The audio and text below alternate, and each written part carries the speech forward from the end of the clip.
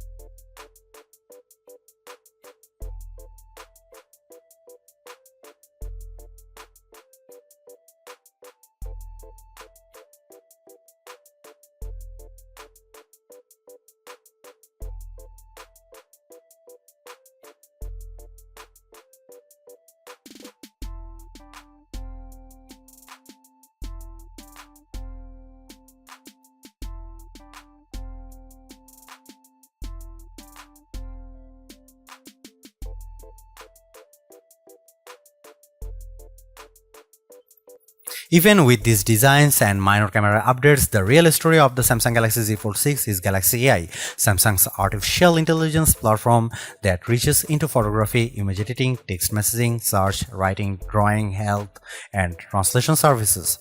These powerful tools, which arrived more or less fully formed with the new foldable phone, are more than useful, they are often fun. Key Galaxy AI features include, but are not limited to, Circle to Search, Sketch to Image, Interpreter, Note Assist, and Chat Assist. I have tried all these Samsung Galaxy AI features. Sketch to Image, which works best if you have access to an optional S Pen made for Fold, is good at turning simplistic line sketches into usable art. I drew in the Notes app sketches like a simple apple or a tooth, and each time Galaxy AI turned it into something attractive and useful, usually with a few options to choose from. It's a feature that wowed most people I showed, but they also expressed skepticism about whether they might use it. Perhaps more useful is the sketch to image on photos, which let me add photorealistic elements to existing photos. I put a dog next to me, added a bird on my head and shoulder, sketched seagulls into a Paris skyline, and removed objects from other photos. In all instances, the results were convincing. Right down to shadows cast by the AI objects, AI altered images automatically get an AI generated content watermark. I used the Samsung Galaxy Z Fold 6 to record numerous meeting notes and then let my Galaxy AI transcribe the conversations. It even automatically summarized them. The results were, as far as I could tell, fairly accurate to the original source material. For as good as much of this Galaxy AI is, it does still feel like a work in progress. Sketch to Image can't generate fresh images of a detailed drawings and often encouraged me to create small objects. A sketch of Notre Dame, for instance, could not be used to generate a better image. Some of the sketch-to-image photo generations were significantly different than my initial drawings. For now, these are rough tools that create content that is at best inspired by your scribbles. I used the generative fill tool to remove people from behind me in a selfie, and the system impressively filled in the space left after their removal with a background that matched the surroundings. Beyond doing a competent job, these Galaxy AI tools are easy to use. Case in point, the interpreter. The interpreter lives under the quick panel, but you can move to your home screen, fold the phone into flex mode, and it's quite easy to let the system detect the language of the speaker and start interpreting. It can either interpret a foreign language speaker or do real-time two-way translation, so the person facing you sees what you are saying translated into their language, and you see on the main screen their words in a language. The AI feature works well, but I quickly realized that when I already had a language barrier, explaining to someone how to use this feature was a problem. I later used the Galaxy AI Translator to live translate a Spanish TV show. The translation was not always exact, but it was close enough to be useful.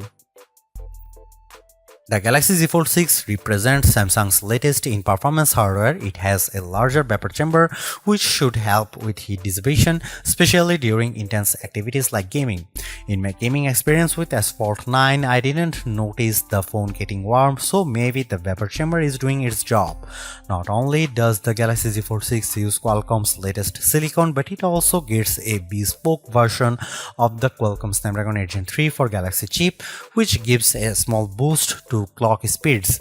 This is backed by 12 GB of RAM. In our lab test, my Galaxy Z Fold 6 benchmarks are significantly high, especially on the GPU side. Apple's iPhone 15 Pro Max and the new A17 Pro chip still beat the Galaxy on Gen 6, but the gap is narrowing and it's hard to imagine a task the Z Fold 6 wouldn't easily manage. I shot 4K 30fps video with the phone and then edited 4 instances for the clip in Adobe Premiere Rush without any issues. Storage starts at 256 GB, which is not bad, but I think Samsung should have offered 512 GB.